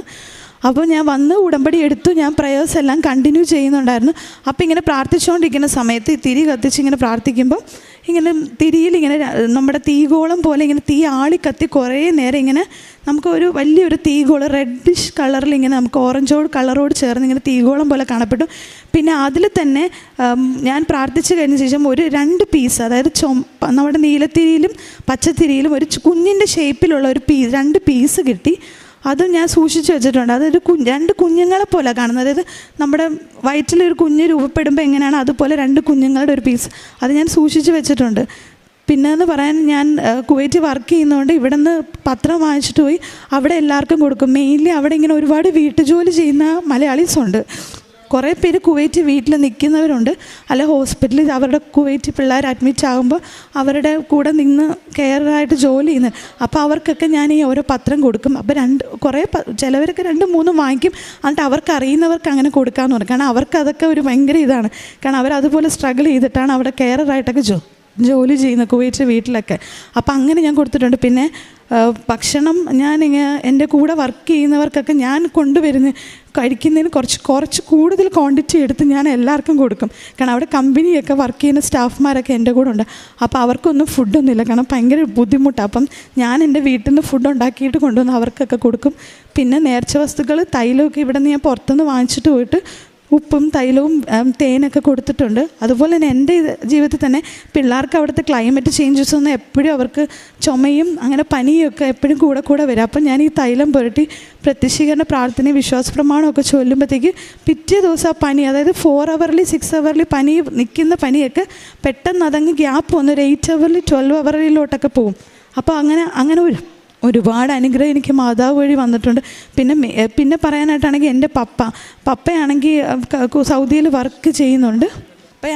പപ്പ ഇങ്ങനെ കമ്പനിയിൽ നിന്ന് ജോലി രാജിവെച്ച് ഇങ്ങനെ വരണമെന്ന് പറഞ്ഞ് ഒരുപാട് സ്ട്രഗിൾ ചെയ്യുന്നു. പക്ഷെ അവർ വിടുന്നില്ല. ഒരു പ്രത്യേകതരം ജോബായിട്ട് പപ്പ തന്നെ ചെയ്താലേ ആ മെഷീൻ വർക്ക് ആവത്തുള്ളൂ. പക്ഷെ ഞാൻ ഉടമ്പടിയിൽ ഇങ്ങനെ പ്രാർത്ഥിച്ചായിരുന്നു. കാരണം എൻ്റെ പപ്പേനെ എനിക്ക് നാട്ടിൽ വന്ന് കാണണം. കാരണം ഞാൻ 7 വർഷം കൂടുതലായി എൻ്റെ പപ്പയെ കണ്ടിട്ട്. ഇപ്പോൾ ഈ ലീവിന് വന്നിട്ടാണ് ഞാൻ എൻ്റെ പപ്പയെ കാണുന്നത്. കാരണം പപ്പയ്ക്ക് അവിടെ വെച്ച് ഒരുപാട് അസുഖങ്ങൾ വന്നു. അപ്പോൾ പപ്പ നാട്ടിൽ വന്ന് കാണും പറ്റുമെന്ന് പോലും എനിക്കറിയത്തില്ലായിരുന്നു. പക്ഷെ ദൈവകൃപയാൽ ഞാൻ ഈ ലീവിന് വന്നപ്പോൾ പപ്പ വന്നു. 3 മാസമായി. ജൂൺ ആദ്യം വന്നു, ഞാൻ ഓഗസ്റ്റ് ലാസ്റ്റ് വന്നു. അപ്പോഴത്തേക്കും എനിക്ക് വന്ന് പപ്പയെ കണ്ടു. പപ്പേനെ ഞാൻ കൊണ്ടുവന്നിട്ടുണ്ട്. പക്ഷേ വയ്യാതെ അവിടെ അങ്ങനെ ഇരിക്കുവാണ്. എനിക്ക് പപ്പയെ വന്ന് കാണാൻ പറ്റി. അതുപോലെ ഞാൻ ഉടമ്പടി വെച്ച ഓരോരോ നിയോഗങ്ങളും മാതാവ് എനിക്ക് സാധിച്ചു തന്നിട്ടുണ്ട്. ഇനിയും മാതാവിനെ ഞാൻ എൻ്റെ കൂടെ അച്ഛൻ്റെ ധ്യാനം ഞാൻ കൂടുന്നുണ്ട്. പക്ഷേ എനിക്ക് കറക്റ്റ് ടൈമിലൊന്നും കൂടാൻ പറ്റത്തില്ല. കാരണം അവിടെ നമുക്ക് ആ സമയത്ത് ഡ്യൂട്ടി ആയിരിക്കും. പിന്നെ കിട്ടുന്ന സമയത്ത് ഞാനത് കേൾക്കുന്നുണ്ട്. സന്ധ്യാപ്രാർത്ഥന ചൊല്ലുന്നുണ്ട്, പ്രത്യക്ഷീകരണ പ്രാർത്ഥന രാവിലെയും ചൊല്ലി പ്രാർത്ഥിക്കുന്നുണ്ട്. അങ്ങനെ എൻ്റെ ഉടമ്പടി ജീവിതത്തിലൂടെ ഞാൻ ജീവിതം നയിക്കുന്നുണ്ട്. ഇനിയും മാതാവിനെ അങ്ങനെ തന്നെ കൂടെ കൊണ്ട് നടക്കുക. കാരണം മാതാവിൻ്റെ ഒരുപാട് കൃപ എനിക്ക് കിട്ടിയിട്ടുണ്ട്. കാരണം മാതാവ് വഴിയാണ് ഞാൻ ഇന്ന് ഇവിടെ വന്ന് എനിക്ക് ഇങ്ങനെ സാക്ഷ്യം പറയാൻ അനുഭവം. മാതാവ് എന്നെ അനുഗ്രഹിച്ചുകൊണ്ട് മാത്രമാണ്. മാതാവിനും ഈശോയ്ക്കും 1000 നന്ദി അർപ്പിക്കുന്നു. സാബുക്കുട്ടി ഡൊമിനിക്. ഞങ്ങൾ ഒരു 34 വർഷമായിട്ട് ഗോവയിലാണ് താമസിക്കുന്നത്. ഞങ്ങളുടെ ആദ്യമായിട്ട് ഉടമ്പടി എടുത്തത് 9th March 2024 അന്ന് ഞാൻ ഉടമ്പടി എടുക്കാൻ വന്നപ്പോൾ എനിക്ക് അതിഭയങ്കരമായ ചുമയായിരുന്നു. സാധാരണ കോവിഡ് കാലത്തൊക്കെ ആൾക്കാർ ചുമയ്ക്കുന്ന മാതിരി തന്നെയുള്ള യാത്ര ചെയ്യാനോ അല്ലെ എവിടെ പോയാലും ആൾക്കാർ എപ്പോഴും ഞാൻ നോക്കും. പക്ഷെ ഇവിടെ വന്ന് ഞാൻ ഉടമ്പടി എടുത്തു. അത് കഴിഞ്ഞ് തിരിച്ചു പോയ സമയത്ത് എപ്പോഴാണ് രോഗം സൗഖ്യമെന്നുള്ളത്, അത് കഴിഞ്ഞപ്പോൾ ഞാൻ പ്രശ്നം കംപ്ലീറ്റ് ആയിട്ട് തന്നെ തീർന്നു. അതൊരു വലിയ അനുഭവമാണ്, വലിയൊരു സാക്ഷ്യം തന്നെയാണ് എന്നെ സംബന്ധിച്ച്. രണ്ടാമതായിട്ട് എനിക്ക് പറയാനുള്ള കാര്യം, ഞങ്ങൾ ഒരു 2016 അന്ന് ഈ സ്റ്റാർട്ടപ്പ് കമ്പനികൾ വരുന്ന സമയമാണ്. അന്ന് ഞങ്ങളൊരു കമ്പനി സ്റ്റാർട്ട് ചെയ്തു. അത് ദേവാനുഗ്രഹത്തെ സ്റ്റാർട്ട് ചെയ്തത് കമ്പനിക്ക് രജിസ്ട്രേഷൻ കിട്ടിയത് 31st May 2016 അത് മാതാവിൻ്റെ ദിവസം തന്നെയാണ് എനിക്ക് കമ്പനി രജിസ്റ്റർ ചെയ്യാൻ സാധിച്ചത്. അന്ന് സ്റ്റാർട്ടപ്പായിട്ട് അത്രയ്ക്ക് വലിയ പ്രശ്നമൊന്നും ഉണ്ടായിരുന്നില്ല. പൈസയ്ക്കെ കുറിച്ച് അധികം ചിന്തയൊന്നും ഇല്ലായിരുന്നു. ഒരാൾ നമ്മളെ സഹായിച്ചിരുന്നു. അയാൾ ചോദിച്ചിരുന്നു 10% ഷെയർ. ആ 10% ഷെയർ ഞാൻ കൊടുത്തേക്കാമെന്ന് പറഞ്ഞു. 10% ഷെയർ കൊടുത്തു. പക്ഷേ ഈ കഴിഞ്ഞ വർഷം വരെയും കമ്പനി ഓടുന്നുണ്ട്, പക്ഷേ ഒരു യാതൊരുവിധ ഗ്രോത്തും വരുന്നില്ല. കാരണം ബ്രേക്ക് ഈവനി മാത്രം, നഷ്ടമില്ല, വലിയ കാര്യമായിട്ട് അതിനെക്കുറിച്ച് കമ്പനിയെ മുന്നോട്ട് കൊണ്ടുപോകാൻ എനിക്ക് സാധിക്കുന്നില്ല.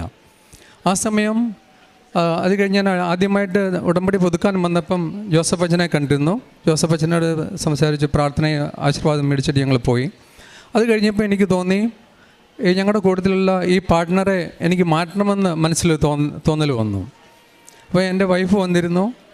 അപ്പം ഈ ഒരു നിയോഗം വെച്ചിട്ട് പ്രാർത്ഥനയിലുള്ളത്. കാരണം എന്താണെന്ന് വെച്ചാൽ ഇപ്പം 10% ഷെയർ ബൈബാക്ക് ഞാൻ മേടിക്കുകയാണെങ്കിൽ ഇപ്പം പറയുന്ന പൈസ നമുക്ക് കൊടുക്കണം. അതിനിടയ്ക്ക് ഈ ഒരു 5-6 വർഷം മുന്നേ കമ്പനിക്ക് പുറത്തുനിന്നൊരു പാർട്ടി വളരെ ഒരു വലിയ പൈസ ഓഫർ ചെയ്തിരുന്നു. അത്രയും പൈസ ഓഫർ ചെയ്യാൻ കൊടുക്കാൻ ഇപ്പം എൻ്റെ കയ്യിലില്ല. പക്ഷെ ആ ഒരു അവസ്ഥ ആയതുകൊണ്ട് ഞങ്ങൾ പ്രാർത്ഥനയിൽ വെച്ചു.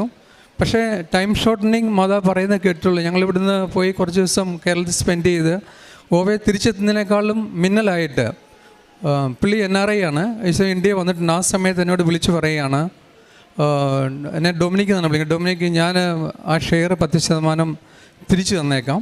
കാരണം ഇനി ഞാൻ ചിലപ്പം പോയി തിരിച്ചു വന്നാൽ ഇനിയിപ്പോൾ ഇന്ത്യയിലേക്ക് വരുമോ എന്നോ ഉള്ള കാര്യം അറിയാൻ പറ്റത്തില്ല. അത് ഒരു ഭയങ്കര എനിക്ക് ആത്മീയമായിട്ടും ചില കാര്യങ്ങൾ, ചില ബന്ധങ്ങൾ, അല്ലെ ചില ആൾക്കാർ നമ്മുടെ കൂട്ടത്തിലോ നമ്മുടെ ബിസിനസ്സിലുണ്ടെങ്കിൽ ചിലപ്പം നമുക്കൊരു വലിയ ബ്ലോക്കായിരിക്കും. അത് ചിലപ്പോൾ മാറ്റിത്തരാൻ തീരുമാനിച്ച ദൈവത്തിൻ്റെ ഒരു പ്രത്യേക പ്ലാനും പദ്ധതിയായിരുന്നു. പ്രത്യേകിച്ച് ഈ സമയത്താണ് എനിക്ക് അതിനെക്കുറിച്ച് തീരുമാനം. അതായത് നമ്മുടെ ജീവിതത്തിൽ ചിലപ്പം തെറ്റായ ചില ബന്ധങ്ങൾ, ചില പ്രശ്നങ്ങളുണ്ടെങ്കിൽ നമ്മളത് മാറ്റിക്കളയണം. കർത്താവിൻ്റെ കൃപ ആ സമയത്ത് തന്നെയാണ് നമുക്ക് വരുന്നത്. പിന്നെ അടുത്തായിട്ട് സാക്ഷ്യം പറയാനുള്ളത്, ഞങ്ങളുടെ കമ്പനിക്ക് 2 പേറ്റൻ്റ് ഉണ്ട്. പല സ്ഥലത്തും ഈ ചില പ്രൊഡക്റ്റുകൾ പല സ്റ്റീൽ കമ്പനികളും വർക്ക് ചെയ്യുന്നത്. ഞങ്ങൾ വർക്ക് ചെയ്യുന്ന മിക്കവാറും ഇന്ത്യയിലെ പ്രധാനപ്പെട്ട സ്റ്റീൽ കമ്പനികളിലൊക്കെയാണ്. അപ്പോൾ ഈ ഒരു പ്രൊഡക്റ്റ് മിക്ക സ്ഥലത്തും വർക്ക് ചെയ്താണ്. ആ പ്രൊഡക്റ്റ് ഒരു പ്രധാനപ്പെട്ട ഇന്ത്യയിലെ തന്നെ ഏറ്റവും വലിയൊരു പ്രശസ്തമായ സ്റ്റീൽ പ്ലാന്റ് ട്രയൽ എടുക്കാൻ പോയപ്പം അത് അവസാനമായപ്പോൾ വളരെ ഫെയിലായിപ്പോയി. ഞങ്ങൾ ഉദ്ദേശിച്ച റിസൾട്ട് കിട്ടിയില്ല. പക്ഷെ അത് ആപ്പാടെ ഒരു നാണക്കേടെന്ന് തന്നെ പറയാം. പ്രത്യേകിച്ച് പേറ്റൻ്റ് ഉണ്ട്, എല്ലായിടത്തും വളരെ പബ്ലിസിറ്റി എല്ലാം ചെയ്താണ്. ആ ട്രയൽ സക്സസ് ആയിട്ടില്ല. പക്ഷേ എന്നിരുന്നാലും അവർ പറഞ്ഞു നിങ്ങൾ ഒരു ട്രയലും കൂടെ നടത്തിക്കോളാൻ പറഞ്ഞു. അപ്പോൾ അതിനു വേണ്ടിയിട്ട് കുറച്ച് മെറ്റീരിയൽ സപ്ലൈ ചെയ്തു. ആ പോകുന്ന സമയത്ത് ഞാൻ യൂട്യൂബ് തുറന്നപ്പം വിജയകുമാർ സാറിൻ്റെ ഒരു ടോക്ക് കിട്ടു, മാതാവ് നമുക്ക് വേണ്ടി സംസാരിക്കും. അപ്പം ഞാൻ ഈ പ്രാർത്ഥനയിൽ ഓർത്തുകൊണ്ട് ഞാൻ പോയി, മാതാവ് എനിക്ക് വേണ്ടി സംസാരിക്കണം. ട്രയലെല്ലാം കഴിഞ്ഞു, ട്രയൽ വിജയമായിരുന്നു. പക്ഷേ നമുക്കൊരു അടുത്ത ഓർഡർ കിട്ടാനായിട്ടുള്ള അത്രയ്ക്കും മാത്രം സക്സസ് ഇല്ലായിരുന്നു പറയാം. കാരണം എന്നാലും ആ പ്രാർത്ഥനയിൽ ഓർത്ത് മാതാവ് ഈ പ്രൊഡക്റ്റിന് വേണ്ടിയിട്ട് മാതാവ് തന്നെ ഒരു മാർക്കറ്റിംഗ് മാനേജറായിട്ട് സംസാരിക്കണം. പക്ഷേ ഇങ്ങനെ പറഞ്ഞു കഴിഞ്ഞ് ലാസ്റ്റ് അവൻ്റെ ബോസുമായിട്ട് സംസാരിച്ചുകൊണ്ടിരുന്നപ്പോൾ ഒരു പ്രത്യേക ടോപ്പിൽ ഒരു എലമെൻറ്റ്, സ്റ്റീലിനകത്ത് നിന്ന് പ്യൂരിഫൈ ചെയ്യുന്ന ഒരു പ്രത്യേക എലമെൻറ്റ് ഇതിൽ നിന്ന് കുറയാൻ പറ്റും എന്നുള്ള കാര്യം ഇങ്ങനെ പറഞ്ഞു തന്നു. അപ്പോൾ അതും ഈ പറയേണ്ട സാധനമായിട്ട് യാതൊരു ബന്ധവുമില്ല. പക്ഷേ എന്നിരുന്നാലും ഈ ഒരു പർട്ടിക്കുലർ ഒരു എലമെൻറ്റിൻ്റെ പേര് ആ സമയം എൻ്റെ വായിൽ നിന്ന് വന്നു പറയാം. പക്ഷെ ആ സമയത്ത് അവർ ചോദിച്ചു, ഈ എലമെൻറ്റ് സ്റ്റീലിനകത്ത് മാറ്റാൻ പറ്റുമോ? കാരണം ചില സ്റ്റീൽ പ്ലാൻ നമുക്കറിയാൻ പറ്റും, ചില സ്റ്റീലൊക്കെ ഓർഡിനറി സ്റ്റീൽ 10,000-60,000 ടണ്ണൊക്കെ വിലയുള്ളത്, ഈ ചില സ്പെഷ്യൽ സ്റ്റീൽ പ്രൊഡ്യൂസ് ചെയ്യുന്ന 1,50,000 രൂപയൊക്കെ ഒരു ടണ്ണിന് തന്നെ വിലയുള്ള സ്റ്റീലാണ്. പക്ഷേ ഞാൻ പറഞ്ഞത് മാറ്റാൻ കുഴപ്പമൊന്നുമില്ല. അപ്പോൾ അവർ പറഞ്ഞു, ഇപ്പോൾ ഇതുവരെയും ലോകത്തിൽ ആരും അങ്ങനെ ചെയ്തിട്ടില്ല, ഇതുവരെയും പ്രൂവ് ചെയ്തിട്ടില്ല, അല്ലെങ്കിൽ ലോകം മുഴുവൻ അറിയുന്നതാണ്. ഞാൻ പറഞ്ഞു കാണിച്ചു തരാമെന്ന് പറഞ്ഞു. ഞാൻ കുറച്ച് മെറ്റീരിയൽ ബാക്കിയുണ്ടായിരുന്നു, അതിട്ട് ട്രയൽ ചെയ്തപ്പം വളരെ വിജയകരമായിട്ട് തന്നെ അത് സക്സസ്സായി. അപ്പോൾ അതിനെക്കുറിച്ച് മുന്നോട്ട് ഞാൻ അങ്ങോട്ട് ചോദിക്കുന്നതിനേക്കാളും നല്ലതായിട്ട് അവർ ഇങ്ങോട്ട് ഞങ്ങൾ എത്രയും പെട്ടെന്ന് തന്നെ അതിനടുത്ത് ഫോർമാലിറ്റീസ് കംപ്ലീറ്റ് ചെയ്ത് ആ ട്രയൽ എടുക്കാമെന്ന് പറഞ്ഞിട്ടുണ്ട്.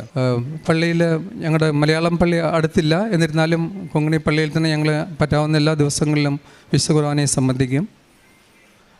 ഞങ്ങളെ കഴിയുന്ന എല്ലാവർക്കും വിശുദ്ധ മാതാവിനെ, കൃപാസന മാതാവിനെ പരിചയപ്പെടുത്തി കൊടുക്കുകയും അനേകർ വന്ന് ഇവിടെ ഉടമ്പടി എടുക്കുകയും സാക്ഷ്യപ്പെടുത്തുകയും ചെയ്തിട്ടുണ്ട്. ഈ ദൈവാനുഗ്രഹത്തിന് വിശുദ്ധ ഈശോയ്ക്കും അമ്മ മാതാവിനും പ്രത്യേകം നന്ദി പറഞ്ഞുകൊണ്ട് ഞങ്ങളുടെ സാക്ഷ്യം നിർത്തുന്നത് പറയുവാൻ വേണ്ടിയിട്ടാണ് ഞാനും എൻ്റെ കുടുംബവും ഇന്നിവിടെ ആയിരിക്കുന്നത്. 2023 ഓഗസ്റ്റ് 28 ഞാൻ ആദ്യമായി ഉടമ്പടി എടുക്കുന്നത്. വളരെ യാദൃശ്ചികമായിട്ടായിരുന്നു അത്. അതിനുശേഷം അതുവരെ വലിയ ചലനങ്ങളൊന്നും ഉണ്ടാവാതിരുന്ന എൻ്റെ ഒരു ഓൺലൈൻ ബിസിനസ് അത്യാവശ്യം തരക്കേടില്ലാത്ത രീതിയിൽ സാമ്പത്തികമായി വരുമാനം ലഭിക്കാൻ തുടങ്ങി. ഞാൻ യാതൊരു വിധത്തിലുള്ള പ്രവർത്തനങ്ങളും ചെയ്യാതെയായിരുന്നു അത്. അപ്പോൾ എൻ്റെ കൂടെയുള്ള സുഹൃത്തുക്കൾ ഉൾപ്പെടെ പറഞ്ഞു, നീ അവിടെ പോയി വന്നതിന് ശേഷമാണ് തീർച്ചയായിട്ടും വീണ്ടും പോകണം എന്ന്. പക്ഷേ എനിക്ക് ഉടമ്പടി പുതുക്കാൻ സാധിച്ചില്ല. വളരെ സൈലൻ്റായിട്ട് എൻ്റെ ഉടമ്പടി ജീവിതം ഞാൻ തുടർന്നു പോന്നു. എല്ലാ ഉടമ്പടി വ്യവസ്ഥകളും പാലിച്ചുകൊണ്ട് തന്നെ ഞാൻ മുന്നോട്ട് പോയി. പക്ഷേ എൻ്റെ വീട്ടുകാർ പോലും ഞാനതൊന്നും പാലിക്കുന്നുണ്ടെന്ന് അറിഞ്ഞിരുന്നില്ല. എൻ്റെ മുകളിലത്തെ മുറിയിൽ എൻ്റെ റൂമിൽ വെച്ച് ഞാൻ ഉടമ്പടി പ്രാർത്ഥന ചൊല്ലും, മെഴുകുതിരി കത്തിച്ച്, അതുപോലെ സഹായന പ്രാർത്ഥന, ഇതൊക്കെ ഞാൻ ചെയ്യുമായിരുന്നു. കാരുണ്യ പ്രവർത്തനം ഞാൻ ചെയ്തത്, ഞാനൊരു അധ്യാപകനാണ്. അപ്പോൾ കുട്ടികളോട്, എൻ്റെ വിദ്യാർത്ഥികളുടെ അടുത്തായിരുന്നു എൻ്റെ കാരുണ്യ പ്രവർത്തനം കൂടുതൽ. ഒരു അധ്യാപകൻ എന്ന രീതിയിൽ അവരുടെ സംശയങ്ങൾ ദൂരീകരിക്കുക, കൂടുതൽ സമയം അവർക്ക് വേണ്ടി ചെലവഴിക്കുക, കാരുണ്യത്തോടെ അവരോട് പെരുമാറുക, ഇങ്ങനെ ഒരുപാട് മാറ്റങ്ങൾ ഉടമ്പടി എടുത്തതിന് ശേഷം എൻ്റെ അധ്യാപന ജീവിതത്തിലുണ്ടായിട്ടുണ്ട്. ആ ഒരു ഉടമ്പടി കാലയളവ് തുടർന്നു പോയി. ഞാൻ ഉടമ്പടി 90 ദിവസം കഴിഞ്ഞിട്ടും ഉടമ്പടിയിൽ തന്നെ ജീവിച്ചു. അതിൽ കൂടുതൽ വലിയ അടയാളങ്ങളോ ഒന്നും ആ സമയത്ത് സംഭവിച്ചില്ല. എൻ്റെ യോഗ്യതയിൽ ഞാൻ അപ്പോഴും ഒരു പരിധിവരെ വിശ്വസിച്ചിരുന്നു. എങ്കിലും 2024 മാർച്ച് മാസം 7-ാം തീയതി ഒരു വലിയ ആപത്ത് എൻ്റെ കുടുംബത്തിന് സംഭവിക്കുകയുണ്ടായി. തിരുക്കുടുംബത്തെ പോലെ എൻ്റെ കുടുംബവും കല്ലെറിയപ്പെട്ടു, തുരത്തപ്പെട്ടു, ഓടിക്കപ്പെട്ടു, പീഡിപ്പിക്കപ്പെട്ടു, പരിഹസിക്കപ്പെട്ടു.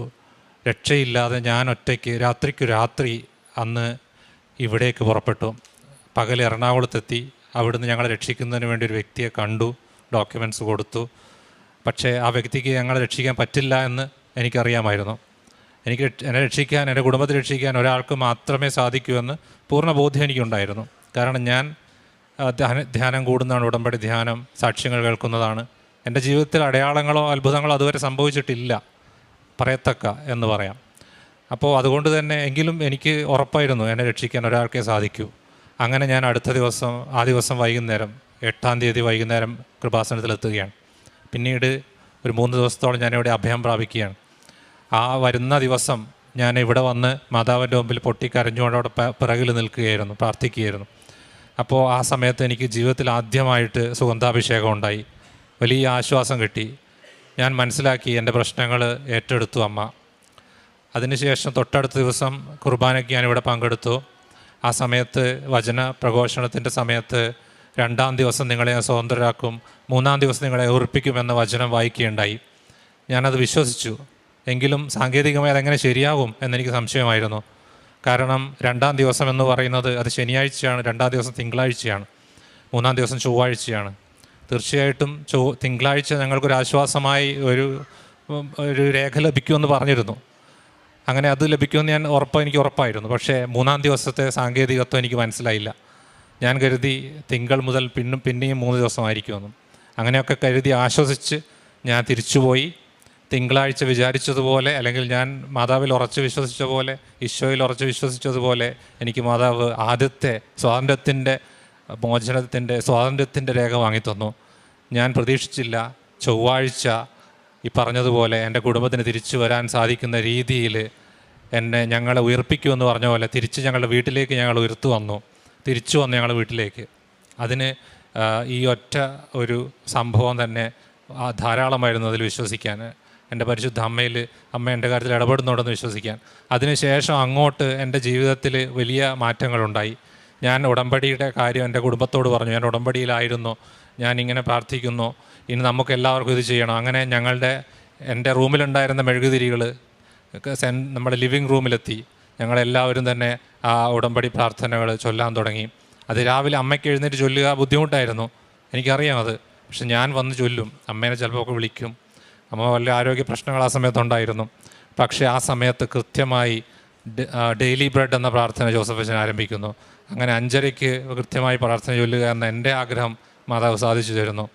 അങ്ങനെ ആ സമയത്ത്, അതായത് 8-ാം തീയതി ഞാനിവിടെ വന്നപ്പോൾ എൻ്റെ പ്രാർത്ഥനകൾ സാധിച്ചു തന്ന 3 കാര്യങ്ങൾ ഞാൻ ചെയ്തുകൊള്ളാമെന്ന് മാതാവിന് പ്രതിജ്ഞ ചെയ്തിരുന്നു. 1, ഉടമ്പടി പുതുക്കും. ആ സമയത്ത് ഞാൻ പുതുക്കിയിരുന്നില്ല, പുതുക്കും. 2, ജീവനുള്ള കാലത്തോളം മാതാവിൻ്റെ ഭക്തി പ്രചരിപ്പിക്കാൻ പരിശ്രമിക്കും.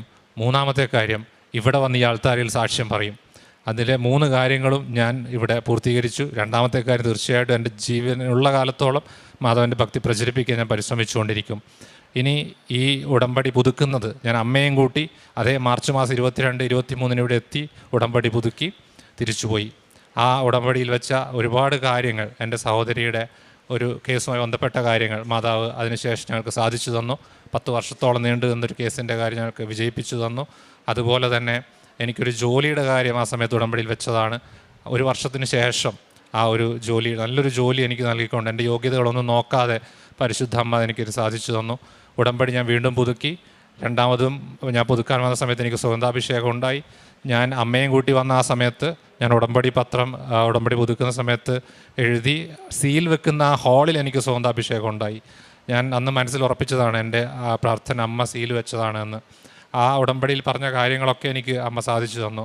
ഞങ്ങളുടെ എല്ലാ പ്രതിസന്ധികളിലും ധൈര്യമായി ഞങ്ങൾക്ക് അമ്മ കൂട്ടിനുണ്ട് അതിനുശേഷം എല്ലാ സമയത്തും. പിന്നെ ഉടമ്പടി വസ്തുക്കളുടെ പ്രയോഗം, ഞങ്ങളുടെ ഉടമ്പടി കാലയളവിൽ വീടിൻ്റെ ചേർന്നൊരു മതിൽ പൊളിക്കേണ്ട സാഹചര്യം വന്നു. അത് പൊളിഞ്ഞു വീഴാറായിരുന്നു. റോഡിൻ്റെ സൈഡിലായിരുന്നു, അത് പഞ്ചായത്ത് റോഡിൻ്റെ. അപ്പോൾ അത് പൊളിച്ചിട്ട സമയത്ത് സാധാരണ സാക്ഷ്യങ്ങളിലൊക്കെ കേൾക്കുന്നതാണ് ഉടമ്പടി വസ്തുക്കൾ ഉപ്പ് പ്രയോഗിക്കുന്നു എല്ലാവരും. ഞാൻ അവിടെ തടസ്സങ്ങളായി യാതൊന്നും അവിടെ ഉണ്ടായിരുന്നില്ല. അത് വളരെ എളുപ്പത്തിൽ പണി കഴിക്കാവുന്നൊരു മതിലാണ്. എങ്കിലും ഞാൻ അവിടെ ഉപ്പ് പ്രയോഗിക്കുന്നു, വിശ്വാസ പ്രമാണം ചൊല്ലുന്നു, ആ മതിലുടനീളം ഉപ്പിടുന്നു പൊളിച്ച സ്ഥലത്ത്.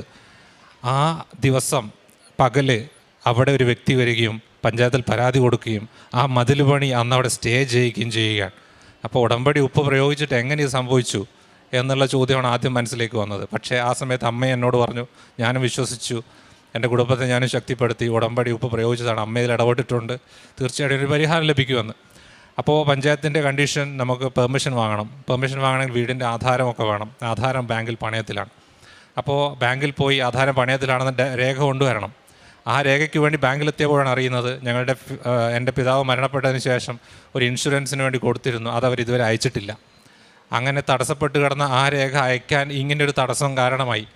ആ രേഖ അങ്ങനെ അയച്ചു, ഞങ്ങൾ ഇടപെട്ടു, ആപ്ലിക്കേഷൻ വീണ്ടും കൊടുത്തു, ഉടമ്പടി ഉപ്പ് പ്രയോഗിച്ച് വീണ്ടും ആപ്ലിക്കേഷൻ കൊടുത്തു. ഞങ്ങൾ അതിന് ശേഷമുള്ള എല്ലാ ആപ്ലിക്കേഷനിലും രേഖകൾ കൊടുക്കുമ്പോൾ ഉടമ്പടി ഉപ്പ് ഞങ്ങൾ ഉപയോഗിക്കും. അത് ജീവിതത്തിൻ്റെ ഭാഗമാണിന്ന് ഞങ്ങളുടെ. അതിനുശേഷം ഞങ്ങളുടെ തിരിച്ച് മതിൽ പണിയിലേക്ക് വന്നാൽ അടുത്ത ദിവസം ഇതേ വ്യക്തി തന്നെ, പരാതി കൊടുത്ത വ്യക്തി തന്നെ ഞങ്ങളുടെ അടുത്ത് വന്ന് പറഞ്ഞു, എനിക്ക് പരാതിയില്ല, നിങ്ങൾ പണി തുടർന്നോളൂ, പഞ്ചായത്തിൻ്റെ പെർമിഷൻ നിങ്ങൾ നോക്കണ്ട, നിങ്ങൾ ചെയ്തോളൂ എന്ന്. അങ്ങനെ ഒരു വലിയ അനുഭവം ഞങ്ങൾക്കുണ്ടായി. ആ തടസ്സത്തിൽ നിന്ന് ഞങ്ങൾക്ക് വലിയൊരു അനുഗ്രഹം കിട്ടി. അതുപോലെ ഞങ്ങളുടെ വീടിൻ്റെ ആധാരം അത് പണയത്തിലായിരുന്നു. ആ കടബാധ്യത ഞങ്ങളെക്കൊണ്ട് വീട്ടാൻ സാധിക്കുന്നതിലപ്പുറത്തായിരുന്നു. ഞങ്ങളെ സഹായിക്കാൻ ആരുമില്ല. എൻ്റെ ജോലിയാണെങ്കിൽ ഒരു പ്രൈവറ്റ് സ്ഥാപനത്തിലാണ് ജോലി ചെയ്യുന്നത്. വലിയ വരുമാനമില്ല, വരുമാനം കുറഞ്ഞുകൊണ്ടിരിക്കുക, കുട്ടികൾ കുറയുകയാണ്, ഇപ്പോൾ വരുമാനം കുറയുകയാണ്. അപ്പോൾ എന്ത് ചെയ്യുമെന്ന് ഒരു ധാരണയുമില്ല. ഒന്നും വിൽക്കാൻ എനിക്ക് കയ്യിൽ ബാക്കിയില്ല, സ്വർണ്ണമില്ല, ഒന്നുമില്ല. അപ്പോൾ അങ്ങനെയുള്ള അവസരത്തിൽ വളരെ അത്ഭുതകരമായിട്ട് ഞങ്ങൾ ആ ബാങ്കിൻ്റെ സെൻട്രലിൽ പോകുന്നു, ജില്ലാ ആസ്ഥാനത്ത് പോകുന്നു. അവിടെ ആദ്യം ഞങ്ങൾ കണ്ട ഒരു ഉദ്യോഗസ്ഥയുണ്ടായിരുന്നു ഇൻഷുറൻസുമായി ബന്ധപ്പെട്ടുകൊണ്ട്. അവർ സ്ഥലമായി മാറിപ്പോയത് അറിയുന്നു. അടുത്ത് വന്ന വ്യക്തിയാകട്ടെ ഞങ്ങളെ പരിചയമുള്ളൊരു വ്യക്തിയായിരുന്നു. അങ്ങനെ അത്ഭുതകരമായിട്ട് ഞങ്ങൾക്ക് ആ ലോണിൻ്റെ ഒരുപാട് പലിശ ഇളവ് ചെയ്ത് കിട്ടുകയും ഞങ്ങൾ വിചാരിക്കാത്ത ഒരു രീതിയിൽ ഞങ്ങളുടെ ആധാരം തിരിച്ചെടുക്കാൻ സാധിക്കുകയും ചെയ്തു. അതിനുശേഷം നിരവധി അനുഭവങ്ങൾ. ഞങ്ങളുടെ കിണറ്റിൽ വെള്ളം കുറഞ്ഞപ്പോൾ ഒപ്പിട്ട് പ്രാർത്ഥിച്ചു. അവിടെ വെള്ളം തിളച്ചു വരുന്ന പോലെ കുമിളകൾ ഉണ്ടാകുന്ന അനുഭവം എനിക്കുണ്ടായി. ഞാനാണത് കണ്ട വ്യക്തി. അതിനുശേഷം ഇന്ന് വരെ ഞങ്ങളുടെ കിണറ്റിൽ വെള്ളം പറ്റിയിട്ടില്ല. അത് വളരെ വരണ്ടൊരു പ്രദേശമാണ്, വെള്ളം വളരെ കുറവുള്ളൊരു പ്രദേശമാണ്.